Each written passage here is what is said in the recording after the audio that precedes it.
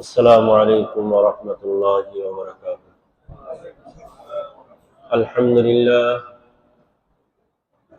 لله وكفى وسلام على عباده الذين اصطفى. أما بعد فأعوذ بالله من الشيطان الرجيم. بسم الله الرحمن الرحيم. إن الله يأمركم أن تؤدوا الأمانات إلى أهلها، وقال رسول الله صلى الله عليه وسلم: أربع إن كن فيك فلا عليك ما فاتك من الدنيا، أو كما قال النبي عليه الصلاة والسلام. اللهم صل على محمد وعلى آل محمد كما صليت على إبراهيم وعلى آل إبراهيم إنك حميد مجيد. اللهم بارك على محمد وعلى آل محمد كما باركت على إبراهيم وعلى آل إبراهيم إنك حميد مجيد.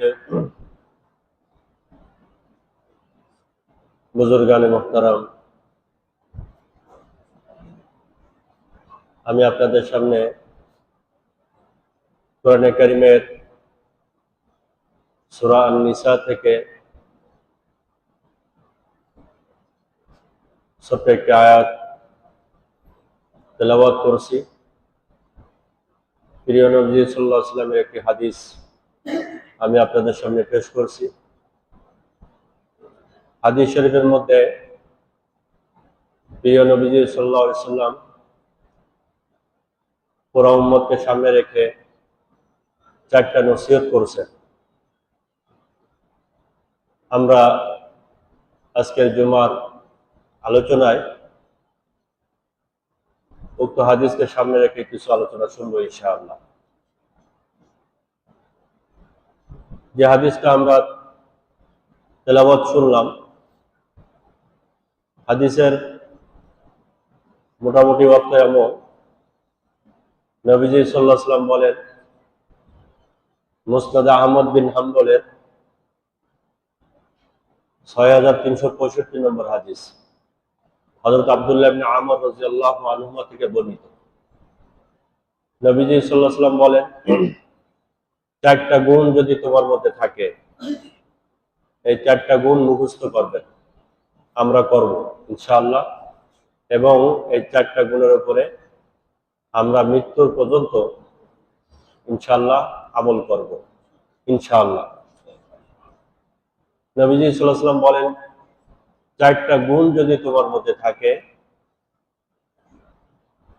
ফালা আলাইকা মা ফাতাকা মিনাদ দুনিয়া, দুনিয়ার কোনো জিনিস যদি তুমি নাও পাও, আর কোনো জিনিস তুমি পাও নাই, গরিব, অসহায়, বাড়িঘর কিছুই নাই, জমি জায়গা গাড়ি বাড়ি কিছুই নাই, কিন্তু এই চারটা জিনিস তোমার মধ্যে আছে।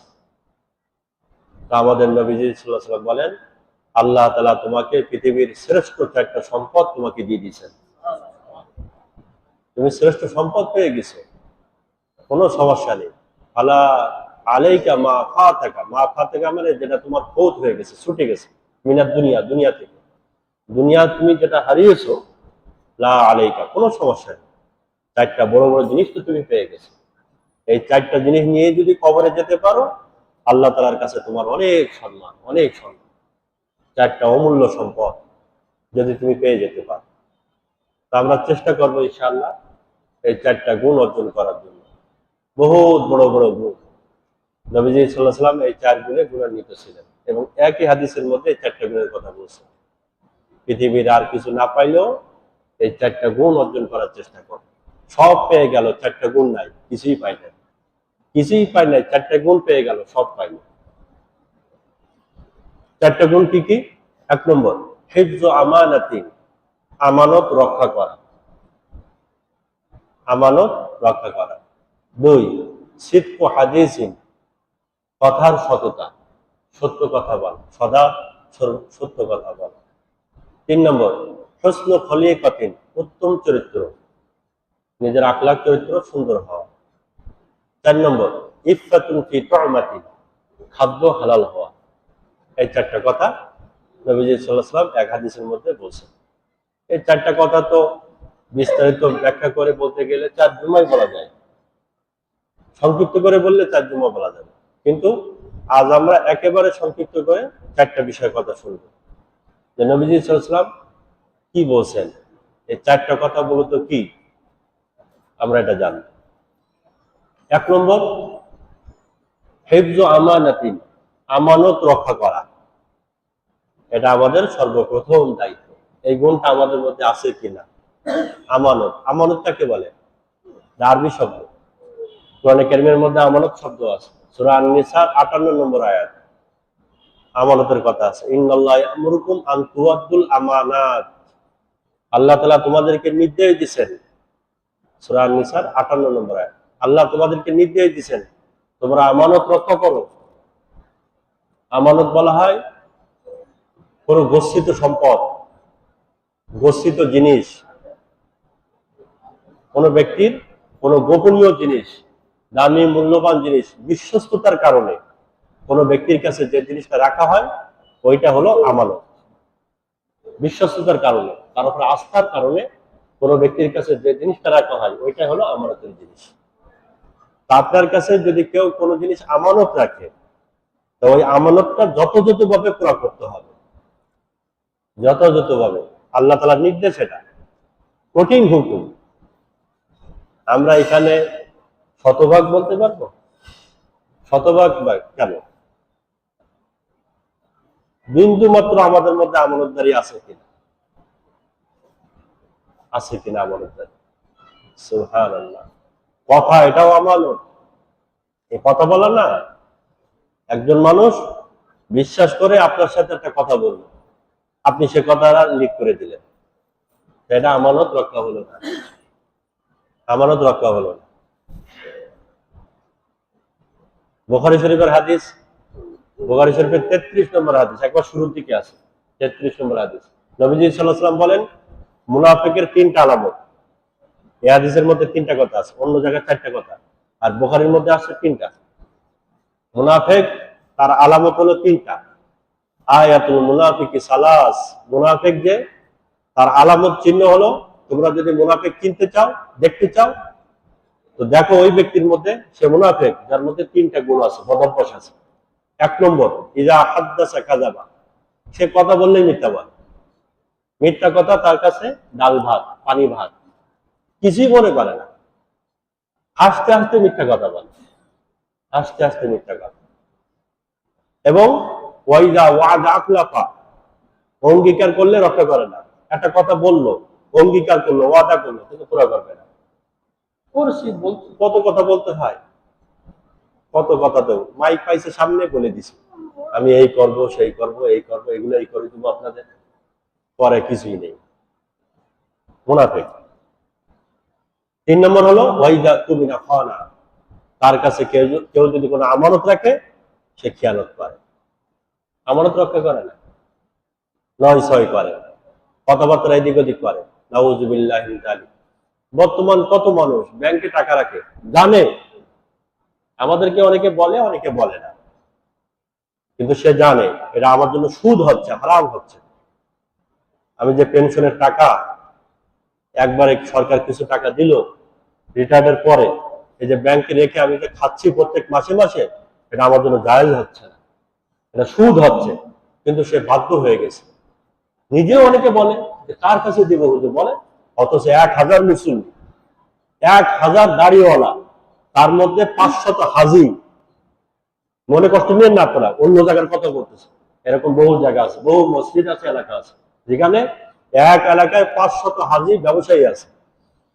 হাজি সাহেব ওমরা না হজ করছে এবং সাদা দাড়িওয়ালা, কিন্তু এই 500 হাজির কাছে, অন্য একজন হাজির কাছে যে 10 লক্ষ টাকা 50 লক্ষ টাকা ব্যবসার জন্য দিবে এবং পরবর্তীতে সে স্বচ্ছতার সাথে হিসাবটা বুঝাই দিবে, এই বিশ্বাসটা করতে পারতেছে না, হচ্ছে না। এবং বাধ্য হয়ে ব্যাংকে আছে। কাকে বিশ্বাস করবো আপনি বলেন, আপনি বলেন। আপনি দায়িত্ব নেন যে এই ব্যক্তির কাছে টাকাটা দেন, আপনি পুনরায় টাকাটা ফেরত পাবেন। নেই। আমানতদারি কোথায়?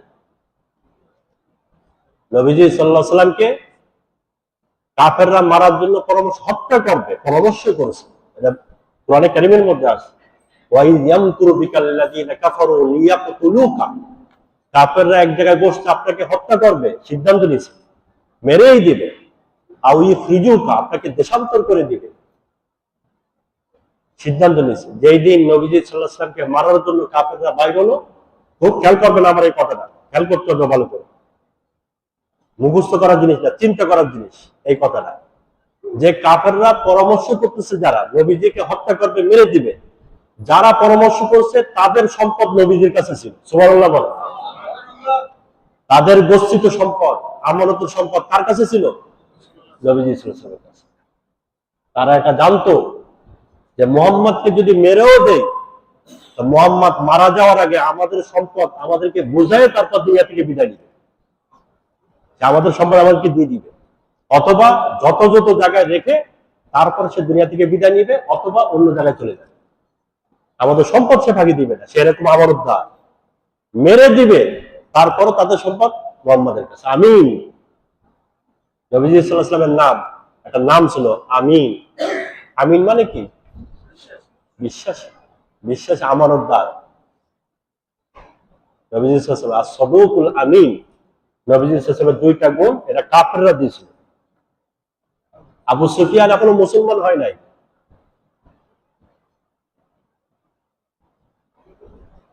অথচ সেই সময়ও যখন কাফেররা অন্যরা জিজ্ঞাসা করতেছে, একজন কাফের শাসক, সে কিসের দাওয়াত দেয়, কি কথা বলে, তো বলছে হ্যাঁ সে তো যা বলে সত্য কথাই বলে।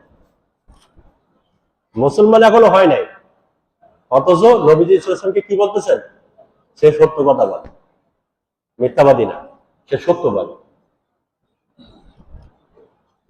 তো এটা হলো আমানতদারি। হুসনুল গায়বা একটা কিতাব আছে, হাদিসের কিতাব, তারিখের কিতাব, 1 নম্বর খণ্ড 107 নম্বর পৃষ্ঠা। আল্লাহ, একজন সাহাবার ব্যাপারে এই ঘটনাটা আপনারা অনেকে শুনছেন, যে সাহাবার জীবনে একদিনও 1 রাকাতও নামাজ পড়ে নাই, 1 ওয়াক্ত নামাজও পড়ে নাই, অথচ উনি জান্নাতি।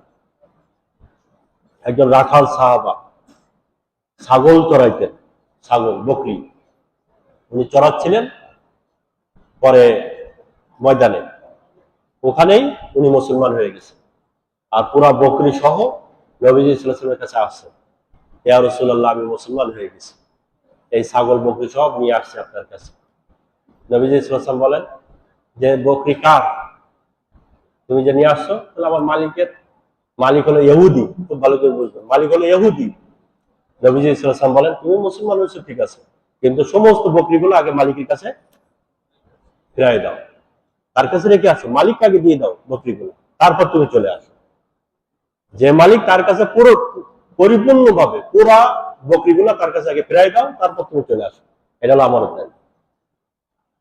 এরপরে ওই সাহাবাকে জিহাদের ময়দানে পাঠিয়ে দিল। ওই সময় জিহাদের ডাক আসছিল, ওই সাহাবার সাথে সাথে জিহাদে চলে গেছেন। পরের রক্ত আসার আগে আগেই ওই সাহাবা শহীদ হয়ে গেছে, এখন তো নামাজ পড়ে নাই, পড়তে পারেননি, জান্নাতি শহীদ। দেখেন, রাখাল। নবীজি সাল্লাল্লাহু আলাইহি ওয়াসাল্লাম পুরা ছাগল মালিকের কাছে ফিরাই দিয়েছে, অথচ মালিক ছিল ইহুদি। নবীজি ইচ্ছা করলে পুরা ছাগল রেখে দিতে পারতেন। দেখেন, এটা হলো আমানতদারি। আমাদের মধ্যে এই বিশ্বস্ততা, আস্থা, বিশ্বাস কয়জনের মধ্যে নেই বলবো না, কিন্তু কয়জনের মধ্যে আছে? সূরা নিসার 145 নম্বর আয়াত। আল্লাহ, এই যে মুনাফিকের 3টা আলামত, কথা বললে মিথ্যা বলে, ওয়াদা করলে খেলাপ করে, আর আমানত রাখলে খেয়ানত করে। এই 3টা গুণ বদঅভ্যাস যার মধ্যে আছে সে মুনাফিক। আর আল্লাহ তাআলা বলেন এই সমস্ত মুনাফিকদের ঠিকানা কোথায়? ইন্নাল মুনাফিকিনা ফি দারকিল আসফালি মিনান নার, সূরা আন-নিসার 145 নম্বর আয়াত। যে যারা মুনাফিক হবে, কাফেররা জাহান্নামে যেই জায়গায় থাকবে, মুনাফিকরা তার আরো নিচে থাকবে, আরো নিকৃষ্ট জায়গায় থাকবে, আরো নিকৃষ্ট জায়গায়, কঠিন আযাব হবে মুনাফিকদের। কাফেরদের থেকেও কঠিন থেকে কঠিন আযাব মুনাফিকদের, যাদের মধ্যে তিনটা বদ অভ্যাস থাকবে। আমানতের খেয়ানত পান।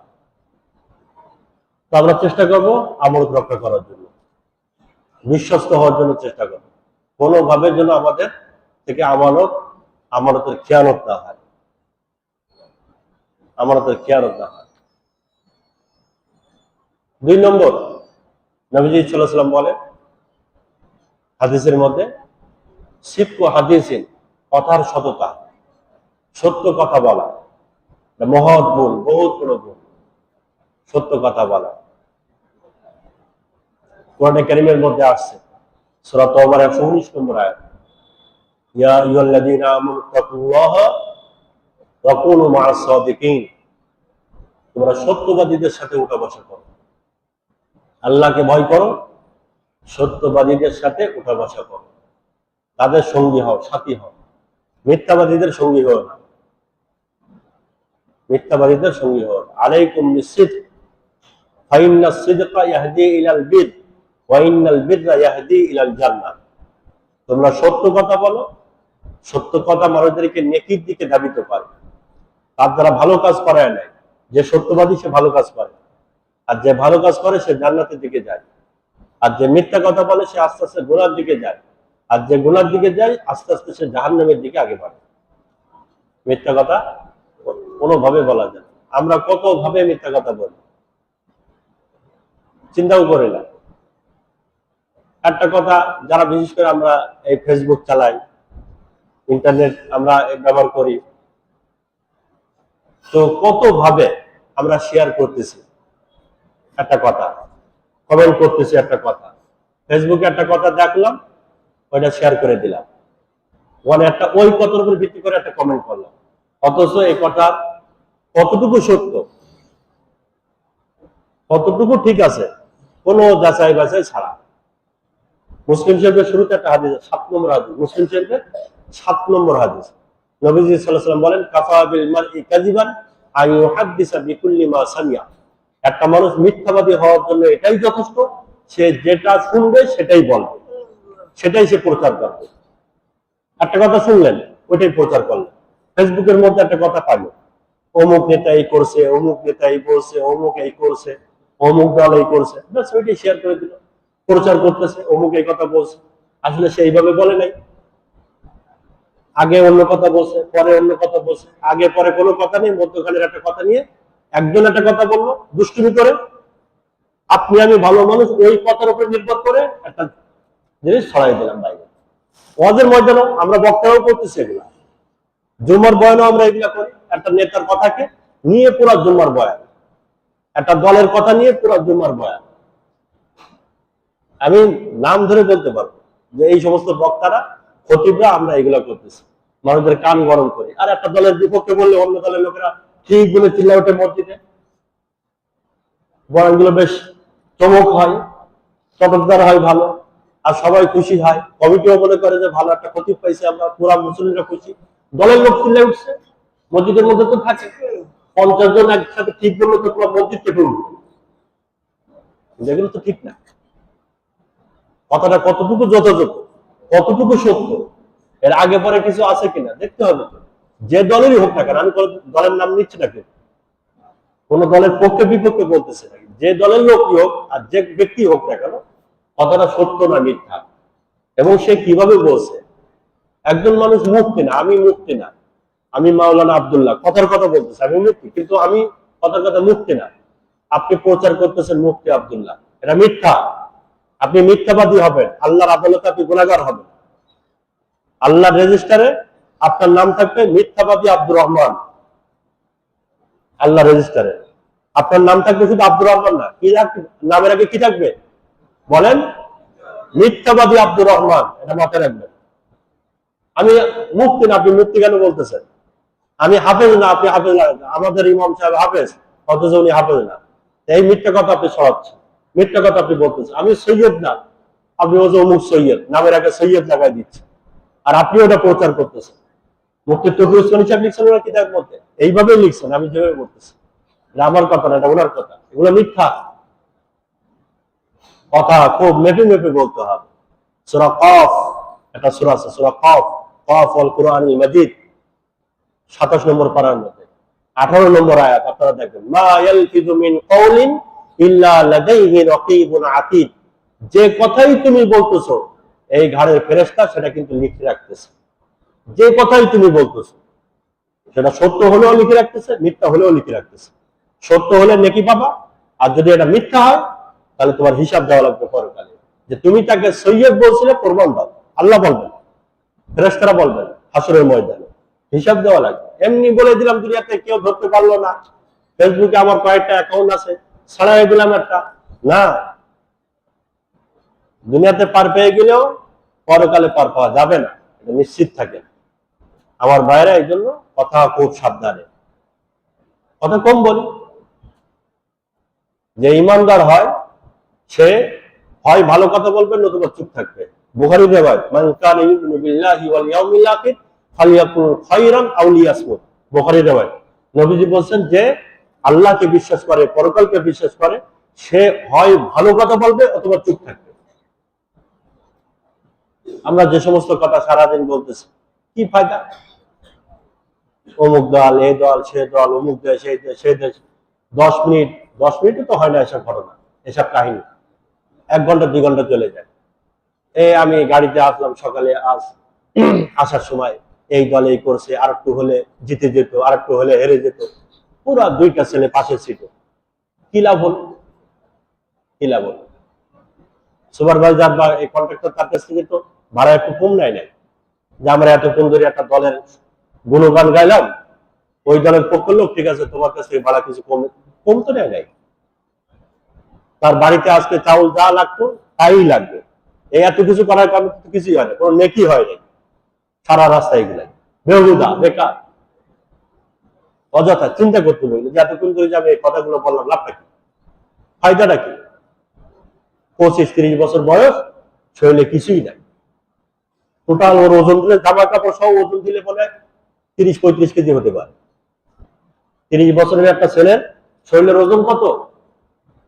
জামা কাপড় সহ 30। বুঝতে পারতেছেন আপনারা আমি কি বলতে চাচ্ছি? পুরো জীবনটা এইভাবে নষ্ট করে দিচ্ছে। রাত 2টা-3টার সময় ফেসবুক নিয়ে বসে আছে, টেলিভিশনের সামনে বসে আছে। এটার জন্য আল্লাহ দুনিয়াতে পাঠাইছে?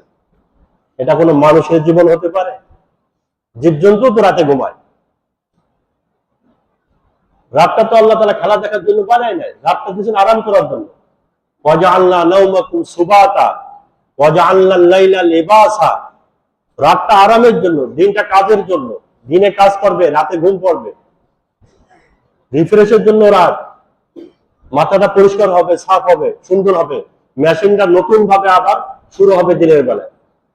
রাতে একটু বিশ্রাম নিবে, কই সেগুলা নেই। যুবকদের আপনারা কি বলবেন? আমরা যারা বয়স্ক, আমরা তো সেই কালে নাচতেছি। ছোট্ট একটা বাচ্চা, নাউযুবিল্লাহ, একটা মেয়ে, আমি দেখলাম মোবাইলে, পুরা একটা দলের, আমি সে দলের নাম নিচ্ছি না, নাম নিলে আবার তারা রেগে যাবে, সেই দলের পুরা প্লেয়ারদের নাম সে সব ভগবান বলে যাচ্ছে। সব প্লেয়ারদের নাম ইহুদি, বেশি অংশ হয় ইহুদি হবে অথবা খ্রিস্টান হবে, যারা মুসলমানদের শত্রু। কোরআনে কারীমের মধ্যে আছে মুসলমানদের সবচেয়ে বড় দুশমন যারা, তাদের নাম সে পরপর করে বলে দিচ্ছে। 15-20টা নাম বলে দিচ্ছে। এই দলের প্লেয়ারদের নাম তুমি আম্মু তুমি বলো তো, সে বলে দিচ্ছে সব। তার কাছে 10টা সাহাবার নাম জিজ্ঞাসা করেন, 10টা সাহাবার নাম, 10টা নবীর নাম জিজ্ঞাসা করেন, 4জন ইমামের নাম জিজ্ঞাসা করেন, 4জন পীর সাহেবের নাম জিজ্ঞাসা করেন। না, এই দেশের মানুষ ভালো না, হুজুররা সব খারাপ, হুজুররা পীর সাহেবরা সব ভণ্ড, তারে হলো তার কানে এইটা দেওয়া হয়েছে। আর ওই ইহুদিরা অনেক ভালো, ওদের নিয়ে আমাদের থাকতে হবে। ছোট বাচ্চাদের আমরা এটাই শিখাচ্ছি, এইটাই শিখাচ্ছি। নাউযুবিল্লাহ, একটু চিন্তা করা উচিত। এই ফ্যামিলিতে অনেক নামাজি আছে, এমন যদি হতো পুরো ফ্যামিলিটা নষ্ট, তাও একটা কথা ছিল। এমন তো না, ওই ফ্যামিলির মধ্যে হয়তো মসজিদ কমিটির সদস্য আছে। আপনারা রাগ করেন না, এইখানে যারা মসজিদ কমিটিতে আপনারা যারা আছে, ওনারা মসজিদ পরিচালনা করেন, হয়তো আব্বা অথবা দাদা, চাচা, এমন কেউ হবে, হুজুরদের পরিচালনা করে, অথচ তার নাতি পোতার এই অবস্থা। সে ইহুদি নাসারাদের নাম পরপর করে বলে দিচ্ছে, অথচ নবীদের নাম, সাহাবাদের নাম, কোরআনের একটা আয়াত, একটা সূরা, একটা হাদিস, এগুলো যে মুসলমান হিসেবে আমার দায়িত্ব কিছু মুখস্থ করা, জানা বুঝা, কোন প্রয়োজন মনে করতেছে, বাপ মাও প্রয়োজন মনে করতেছে। এরপরে গিয়ে 50-60 বছর পরে বৃদ্ধাশ্রমে গিয়ে ভুল করছি, এদেরকে মানুষ বানায়নি, শিক্ষিত করছি, মানুষ বানাতে পারেনি, ভুল হয়ে গেছে আমার। কাঁদে না? বৃদ্ধাশ্রমে গিয়ে কাঁদে। এখন কাঁদলে তো হবে না, হাসরের ময়দানে গিয়ে কান্নাতে এখন পুরা বাকি আছে। এ কান্না তো শুরু মাত্র, এ কান্না শুরু মাত্র। এর কান্নার শেষ হবে কোথায়? পরকালে। আরো কাঁদতে হবে, অত সহজ না। রাস্তা আমরা নষ্ট করেছি।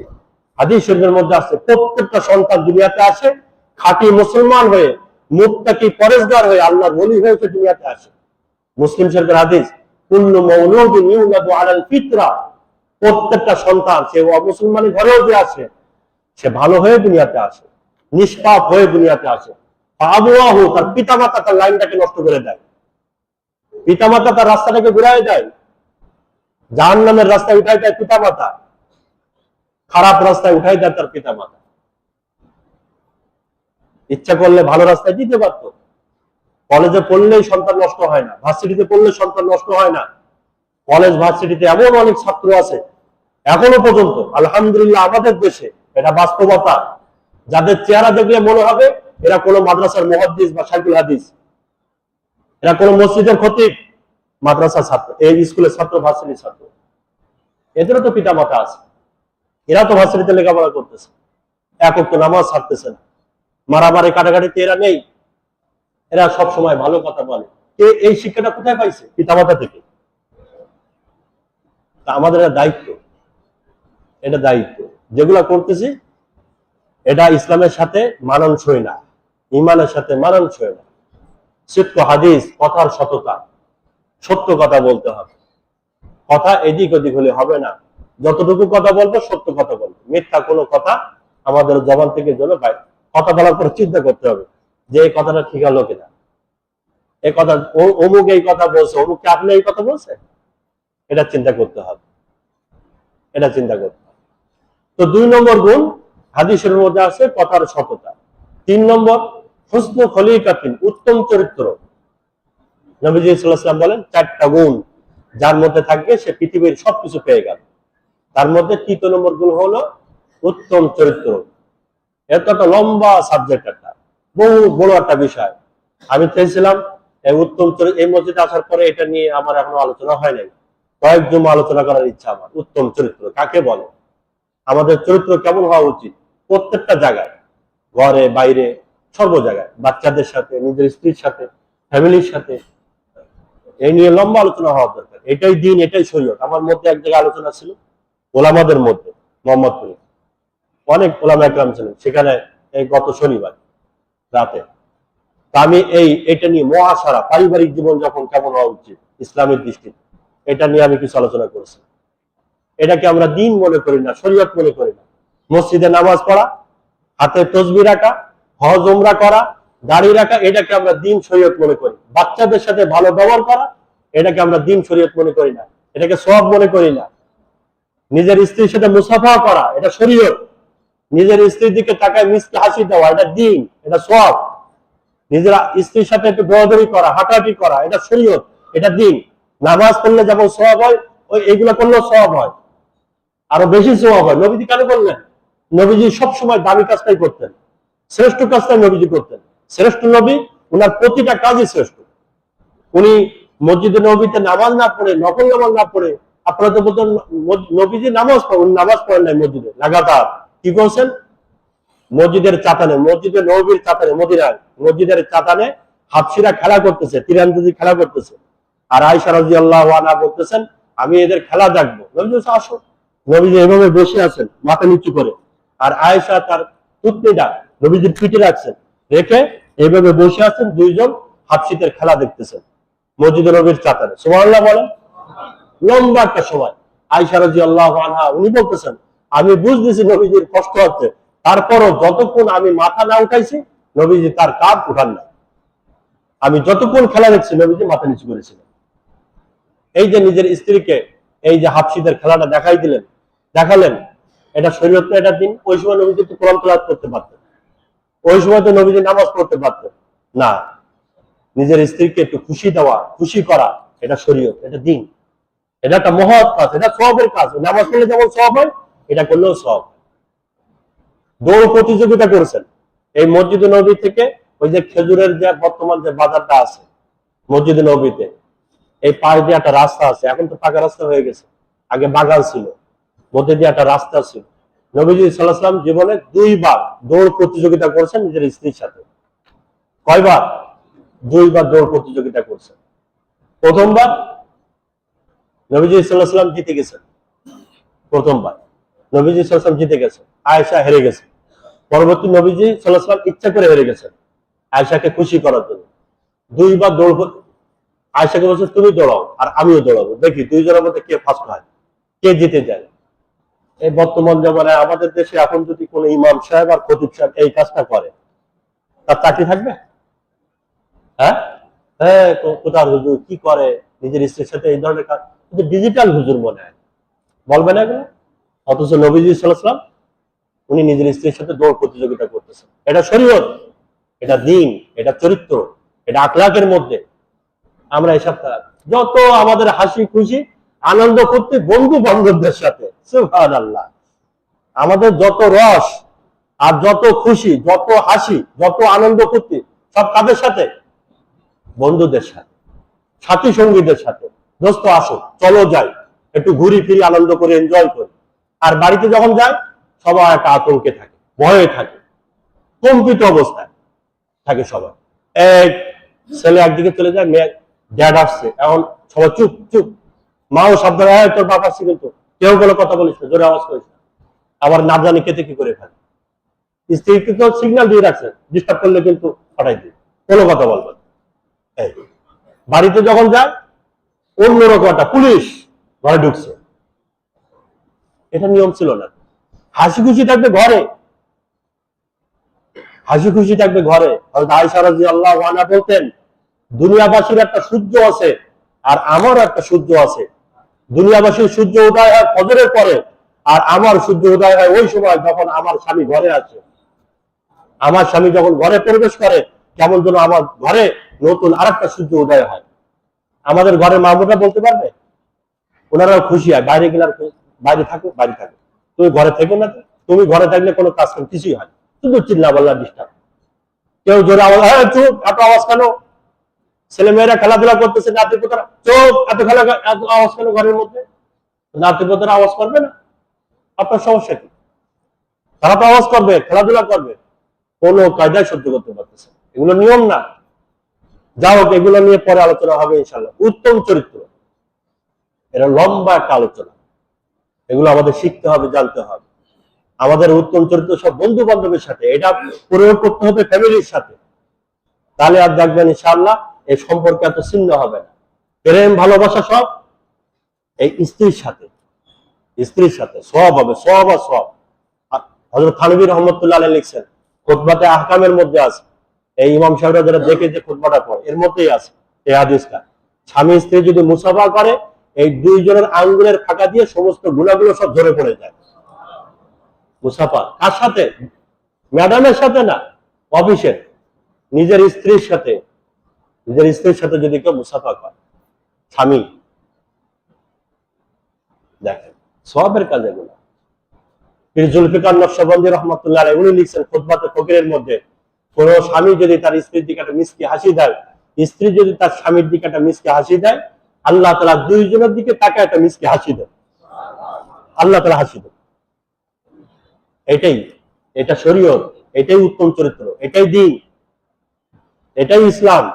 ইসলাম শুধু নামাজ না, মসজিদে সালাতুত তাসবিহ পড়লো 30 মিনিট 40 মিনিট ধরে, আর বাড়িতে যাওয়ার পরে সবাই আতঙ্কে থাকলো না, এটা নিয়ম না।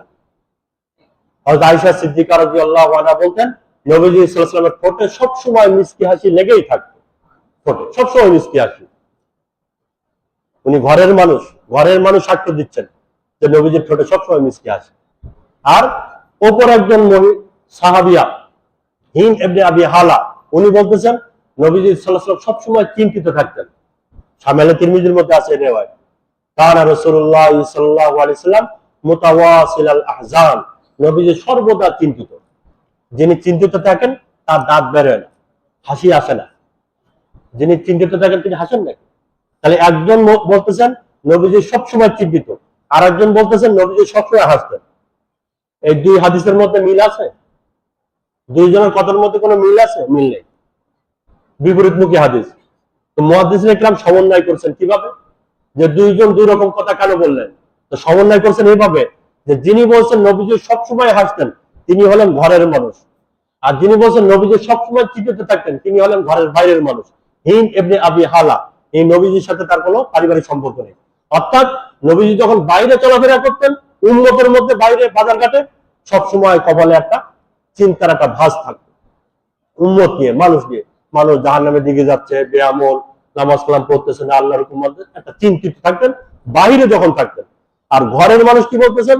নবীজি সব আয়েশা, নবীজি সবসময় হাসি খুশি। তার মানে নবীজি যখন ঘরে আসতেন সবসময় হাসি খুশি থাকতেন। সুবহানাল্লাহ। আমাদেরটা কেমন? এই হাদিসটা এবার আমাদের সাথে মিলা। আমাদেরটা পুরা উল্টা না? আমরা যখন বাইরে যাই বলেন হাসি খুশি, মসজিদে আসতেছে ভাই কেমন আছে, অফিসে যাচ্ছে ম্যাডাম, স্যার, সবার সাথে হাসি খুশি। ঘরে যখন যায় আর মুখে হাসি নেই, ওনার মুখে আর হাসি নেই, সব সময় কেমন যেন একটা মরা মরা ভাব। পুরা উল্টা না? নবীজি যখন ছিল আমাদের পুরা উল্টা। যাও, চরিত্র চার প্রকার। চরিত্র কয় প্রকার? চার প্রকার। আমি সংক্ষেপে বলতেছি, চরিত্র চার প্রকার মনে রাখবেন। চার জায়গায় আমাদের চরিত্র দেখাতে হবে। এক নম্বর আল্লাহ আল্লাহ রসুলের সাথে উত্তম চরিত্রের আচরণ আমাদের করতে হবে, আল্লাহর সাথে আল্লাহ রসুলের সাথে। সর্বপ্রথম উত্তম চরিত্র, আল্লাহ আল্লাহ রসুলকে সম্মান করা এবং তাদের আনুগত্য করা, তাদেরকে মানা। এক নম্বর চরিত্র হলো এটা। সবার সাথে ভালো ব্যবহার করে, সবাইকে মানে, আল্লাহকে মানে না, রসুলকে মানে না। তার মতো দুশ্চরিত্র দুনিয়াতে কেউ আছে? না। সবচেয়ে বড় চরিত্রবান সে যে আল্লাহকে সম্মান করে, নবীজিকে সম্মান করে, আল্লাহকে মানে, রসুলকে মানে, সে হলো সবচেয়ে বড় চরিত্রবান। আমাদের মধ্যে এই কথা অনেকে বলা বলি করে, হুজুর লোকটা নামাজ পড়ে না তাই কি? খুবই ভদ্র। যে নামাজ পড়ে না সে ভদ্র হয় কিভাবে? হ্যাঁ, সে ভদ্র হয় কিভাবে? কোন মহিলা, কোন স্ত্রী যদি তার স্বামীকে মানে না কিন্তু পাড়ার সমস্ত মহিলাদের সাথে ভালো ব্যবহার করে, এলাকার যত মহিলারা আছে না তাদের সাথে খুব ভালো ব্যবহার করে, যত বেটা লোক আছে তাদের সাথে খুব ভালো আচরণ করে, কিন্তু স্বামীর অমান্য করে, স্বামীর সাথে খারাপ ব্যবহার করে, ভদ্র, সবার সাথে তো ভালো ব্যবহার করে, কিন্তু নিজের স্বামী যার অধীনে সে আছে তাকে সে মানে না, সে ভদ্র না অভদ্র? তা আমরা সবার সাথে ভালো আচরণ করি, সবাইকে মানি, সবাইকে সম্মান করি। যিনি আমার সৃষ্টিকর্তা, যিনি আমার পালন কর্তা, যিনি আমার রব, যিনি আমার খালিক, তাকে মানলাম না, তার হুকুম মানলাম না, তার সঙ্গে মাথা নত করলাম না, আমি ভদ্র হলাম কিভাবে? সে হলো সবচেয়ে বড় অভদ্র, যে নামাজ পড়ায় না, আল্লাহর সামনে মাথা ঝুঁকায় না। এক নম্বর দায়িত্ব। দুই নম্বর দায়িত্ব হলো নিজের সাথে ভালো আচরণ করা। এটা উত্তম চরিত্রের মধ্যে, নিজের সাথে ভালো আচরণ করা। যা কোরআনে কারীমের মধ্যে আসছে, সূরা বাকারার 195 নম্বর আয়াত, আপনারা দেখবেন। আল্লাহ তাআলা বলেন, ওয়ালা তুলকু বিআইদিকুম ইলা তাহলুকা, নিজেকে ধ্বংসের দিকে ফেলে দিও না। সারা রাত জেগে খেলা দেখবা আর নিজের শরীরটাকে নষ্ট করে দিবা, শেষ করে দিবা না। আমি হাসরের ময়দানে জিজ্ঞাসা করবো শরীর সম্পর্কে, কেন তুমি তোমার শরীরকে নষ্ট করলে, স্বাস্থ্যকে নষ্ট করলে? এটা হাসরের ময়দানে জিজ্ঞাসা করবে। এই সমস্ত কাজে রাত জাগা যাবে না। আমাদের নবীজি সাল্লাল্লাহু আলাইহি ওয়াসাল্লাম ইবাদতের জন্য রাত জাগতেন না। সারা জীবন নবীজি কয় রাত জাগছেন বলেন? সারা জীবন 63 বছরের জীবনে নবীজি রাত জাগছেন সারা রাত? না। উনি ঈশার পরে ঘুম যাইতেন। খানা খাইতেন কখন? ঈশার আগে। নবীজি সারা জীবন খানা খাইছেন কখন? ঈশার আগে, জোহরের আগে এবং ঈশার আগে, এই দিনে দুইবার খানা খাইতেন। আর শুক্রবার জুম্মার দিনে নবীজি খানা খাইতেন জুম্মার পরে। এই নবীজি ডেইলি রুটিন একটা বললাম, খানার রুটিন। উনি মাগরিবের পরে খানা খাইতেন, ঈশার পরে কোনো কিছুই করতেন না। ঈশাটা একটু দেরিতে পড়তেন, ঈশার পরে ঘুম, আরাম, কোনো কথা নেই, কোনো কথা নেই। এই জন্য এই যে তবলিগের ইস্তেমার মাঠে দেখেন ঈশার পরে কোনো বয়ান হয় না, ঈশার পরে কোনো আমল হয় না। ঈশার নামাজ হয়ে যাবে, সালাম ফেরানো হয়ে যাবে, মাইক বন্ধ, এটাই নিয়ম। ঈশার পরে কোনো কিছু নেই। নবীজি সাল্লাল্লাহু আলাইহি ওয়াসাল্লাম ঈশার পরে কোনো কাজ করতেন না, ঘুম পড়তেন, আবার শেষ রাতে দ্রুত উঠতেন। এটাই নিয়ম। শেষ রাতে একটা বাতাস বয়, এটা হলো সূর্য ওঠার আগ দিয়ে একটা সুন্দর বাতাস বইতে থাকে, এটা বরকতি বাতাস। এই বাতাসটা যা শরীরে লাগে আল্লাহ তাআলা তার শরীরটাকে বরকতে পূর্ণ করে দেন। প্রতিটা অঙ্গের জন্য উপকারী, প্রতিটা অঙ্গের জন্য একটা উপকারী বাতাস ফজরের আগ দিয়ে বইতে থাকে, ওই সূর্য ওঠার আগ দিয়ে। তো সেই সময় তো ঘুমায় থাকে, ওই বাতাসটা নেওয়ার জন্য নবীজি সাল্লাল্লাহু আলাইহি ওয়াসাল্লাম বলছেন। তো নিজের শরীরের প্রতি যত্নশীল হওয়া, এটা দায়িত্ব। যেটা শরীরের জন্য স্বাস্থ্যকর সেটা খাইতে হবে। রাস্তার বাসি পচা, এই সমস্ত জিনিস নবীজি এগুলো খাইতেন না, পছন্দ করতেন না। নবীজি সারা জীবন, আমি সম্ভবত আপনাদের আগে বলছি, নবীজি জীবনের একটা অভ্যাস ছিল, হয় টাটকা খাইতেন অথবা ক্ষুধার্ত থাকতেন, হয় তাজা খাইতেন অথবা ফাঁকা থাকতেন। ফাঁকা, ফাঁকা আরবিতে বলে ফাঁকা, বা উর্দুতেও বলে ফাঁকা। ফাঁকা মানে ক্ষুধার্ত থাকা। ইয়া তাজা ইয়া ফাঁকা, মনে রাখবেন এই দুইটা শব্দ, ইয়া তাজা ইয়া ফাঁকা। তাজা মানে টাটকা, নবীজি টাটকাটা খাইতেন, ইয়া ফাঁকা অথবা ক্ষুধার্ত থাকতেন। খালি পেটে থাকবেন তাও বল, কিন্তু বাসি জিনিস খাবেন না। টাটকাটা খাইতেন অথবা ক্ষুধার্ত থাকতেন।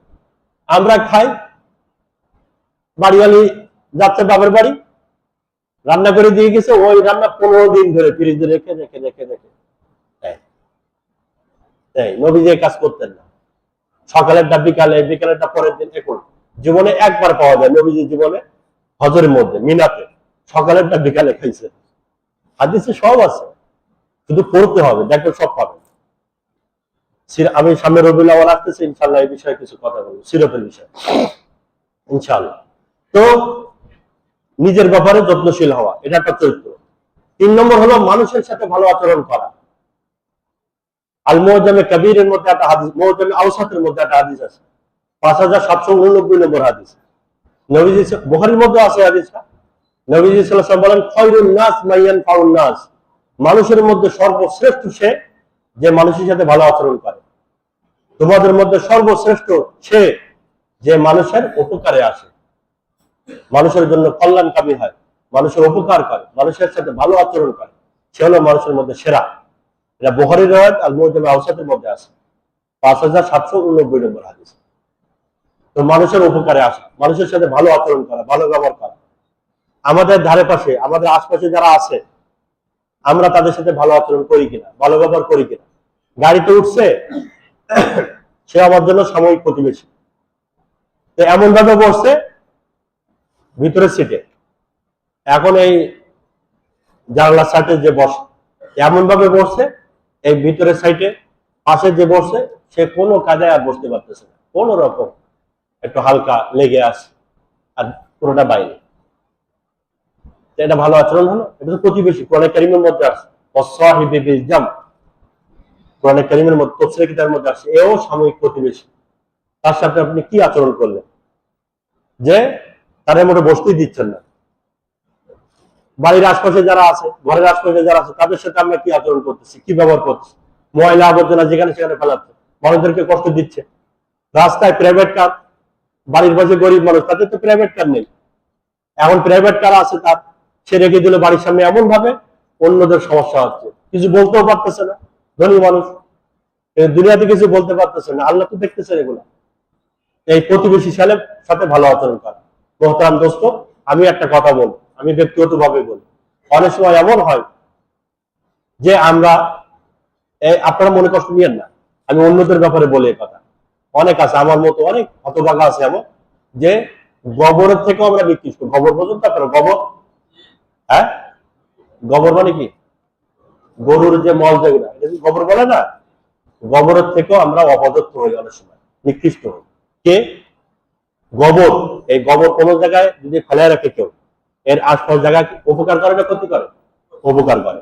আপনারা দেখবেন গোবর, আপনার ঢাকার মানুষ সহজে বুঝবেন, এটা এলাকার লোক ভালো বুঝবে যাদের মাঠঘাট আছে। গোবর কোন জায়গায় যদি থাকে, আশপাশ জায়গার সে উপকার করে, উর্বর করে, সেখানে ফসল খুব সুন্দর হয়, ভালো হয়। একটা গোবর যেখানে থাকে, তার আশপাশের জায়গাগুলো যারা আছে তারা যদি উপকৃত হয় ওই গোবর থেকে, আর আমরা মানুষ, আমাদের আশপাশে যারা আছে, আমাদের দ্বারা যদি সে ক্ষতিগ্রস্ত হয়, আমার দৃষ্টিতে আমরা ওই গোবর থেকেও নিকৃষ্ট, গোবর থেকেও নিকৃষ্ট। গোবরের দ্বারা তো আশপাশ যারা আছে তারা উপকৃত হয়, আর আমাদের আশপাশে যারা আছে তারা আরো আমাদের দ্বারা ক্ষতিগ্রস্ত হচ্ছে। এখান থেকে যাইতে পারলে বাসে, জমিটা বেচার চিন্তা করতেছে, আশপাশের মানুষ ভালো না, এরকম মানুষ আছে না অনেকে। রাত 4টার সময় বাড়িতে কাজ করতেছে, জোরে জোরে আওয়াজ করতেছে, পাশের মানুষ ঘুমাইতেই পারতো, আরে আমার বাড়িতে আমি কাজ করবো না, আপনার বাড়িতে আপনি কাজ করবেন, আশপাশের মানুষ ঘুমাতে পারতেছে না, ছোট বাচ্চারা আছে, বৃদ্ধরা আছে, কোনো চিন্তা নেই তার, সে নিজের চিন্তাই করতেছে। হ্যাঁ, এরকম যেন না হয়। তো আল্লাহ রসুলের চিন্তা বিষয় আখলাক, নিজের বিষয়, আশপাশ মানুষের বিষয়। আর 4র্থ নম্বর একটা আখলাক হলো জীবজন্তুর সাথে। এগুলো সব নবীজির কথা, জীবজন্তুর সাথে। এটা বুখারী শরীফের হাদিস, বুখারী শরীফের 2320 নম্বর হাদিস। নবীজি সাল্লাল্লাহু আলাইহি ওয়াসাল্লাম বলেন জীবজন্তুর সাথেও ভালো, 2320 নম্বর হাদিস। নবীজি সাল্লাল্লাহু আলাইহি ওয়াসাল্লাম বলেন জীবজন্তুর সাথেও ভালো ব্যবহার করতে হবে, শুধু মানুষ না, জীবজন্তুর সাথেও ভালো আচরণ, ভালো ব্যবহার। এই যে আমরা গাছ লাগাচ্ছি না, গাছ, নবীজি সাল্লাল্লাহু আলাইহি ওয়াসাল্লাম গাছ লাগাইতে মান গরাসান, যে ব্যক্তি গাছ লাগাবে, গাছ, এই গাছের যে একটা পাখি আসতেছে, আপনি দেখতেছে আপনার গাছে একটা পাখি বসছে, গাছে কেবল ফুল আসছিল, আর পাখিটা তার ঠোঁট দিয়ে ওই ফুল থেকে মধু নিচ্ছে, মধুটা চুষে খাচ্ছে, আপনি দেখতেছেন।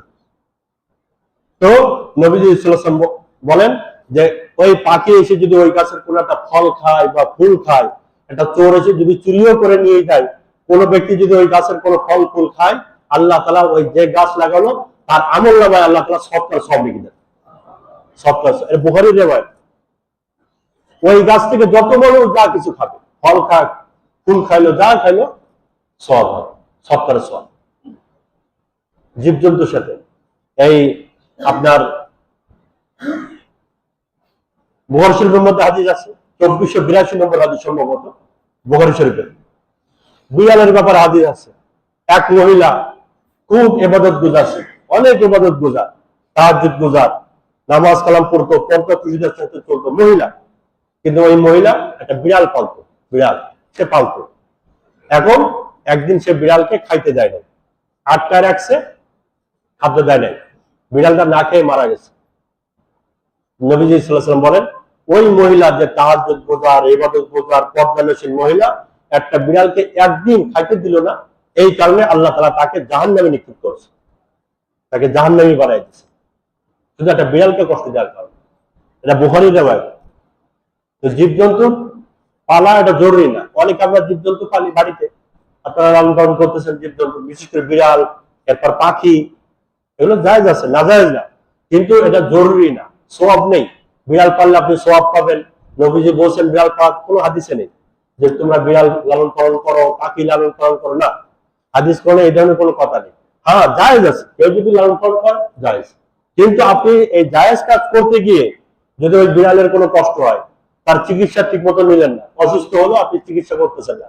একটা পাখি পালতেছেন, এই পাখিটার যে খাদ্য, যে খাবার, সেই খাবারটা আপনি দিচ্ছেন না, সুচিকিৎসা ঠিক মতো করতেছেন না, পাখিটার যে প্রয়োজন আপনি মিটাচ্ছেন না, তাহলে আপনি গুনাহগার হবেন, কবিরা গুনাহগার হবেন আপনি। অনেকে সংসার টিকে না, স্বামী স্ত্রীর সম্পর্ক দুবেলা গন্ডগোল, সব ঠিক আছে, কোনো সমস্যা নেই, সংসার টিকতেছে না, একবার বিবাহ করে আবার বিচ্ছিন্ন, আবার বিবাহ করে বিচ্ছিন্ন, কোনো কিছুই বোঝে না, তারা বুঝতে আসে না কি সমস্যাটা কোথায়। আমার দৃষ্টিতে এটা, আমার ব্যক্তিগত কিছু দৃষ্টিকোণ আছে, চিন্তা আছে, তার মধ্যে আমি খুঁজি সমস্যাটা কি। দেখা যায় তার বাড়িতে একটা পাখি আছে, টিয়া পাখি বা ময়না পাখি, বিভিন্ন পাখি সে পালতেছে, একটা পাখি, হয় মেয়ে অথবা ছেলে, পাখিদের মধ্যে আছে স্ত্রীলিঙ্গ পুল্লিঙ্গ, মেয়ে পাখি পালতেন, আপনি মেয়ে একটা পাখি যে পালতেছেন, এই মেয়ে পাখি পুরুষ দরকার নেই। আপনি যে পুরুষ একটা পাখি পালতেছেন, তার মেয়ে দরকার নেই। আপনি যেটাকে বিচ্ছিন্ন রাখলেন সম্পূর্ণ, আল্লাহ তাআলা ওই আযাবটা আপনার উপরে ফেলছে, যে তুমি যেমন তাকে তার সাথী থেকে বিচ্ছিন্ন রাখলে, আমিও তোমার সাথী থেকে তোমাকে বিচ্ছিন্ন করবো, একসাথে সম্পর্ক সংসার করতে দিব না।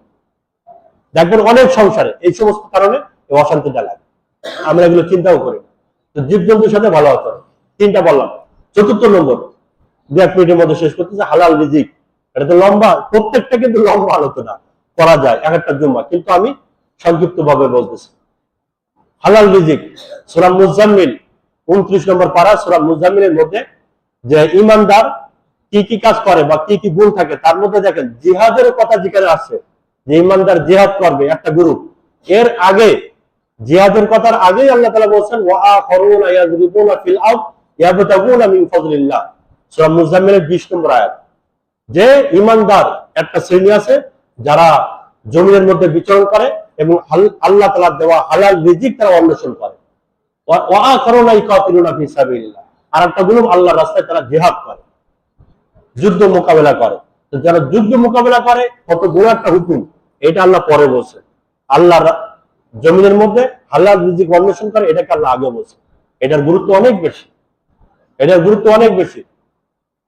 সূরা বাকারার 168 নম্বর আয়াতের মধ্যে আল্লাহ তাআলা বলেন ইয়া আইয়ুহান নাস কুলু মিম্মা ফিল আরদি হালালান তাইয়্যিবা, হে মানব জাতি তোমরা হালাল রিজিক অন্বেষণ করো, হালাল রিজিক খাও, তোমরা হালালটা খাও, হারাম খেও না। এগুলোর দ্বারা ইবাদত কবুল হয়, ইবাদতের মধ্যে মজা আসে, দোয়া কবুল হয় হালাল রিজিকের দ্বারা। আমি ওই হাদিসটা আরেকবার বলে কথা শেষ করতেছি। নবীজি সাল্লাল্লাহু আলাইহি ওয়াসাল্লাম বলেন, মুসনাদ আহমদ বিন হাম্বলের হাদিস, হযরত আব্দুল্লাহ ইবনে আমর থেকে রওয়ায়াত, 4টা গুণ যদি কোনো ব্যক্তির মধ্যে থাকে, 4টা গুণ যদি কোনো ব্যক্তির মধ্যে থাকে, পৃথিবীর কোনো জিনিসও যদি তার মধ্যে না থাকে, আল্লাহ তাআলা ওই 4টা গুণের কারণে পৃথিবীর সমস্ত সম্পদ বা শ্রেষ্ঠ সম্পদ আল্লাহ তাআলা তাকে দান করছেন। এই 4টা গুণ যার মধ্যে আছে সে পৃথিবীর শ্রেষ্ঠ সম্পদ সে পেয়ে গেল।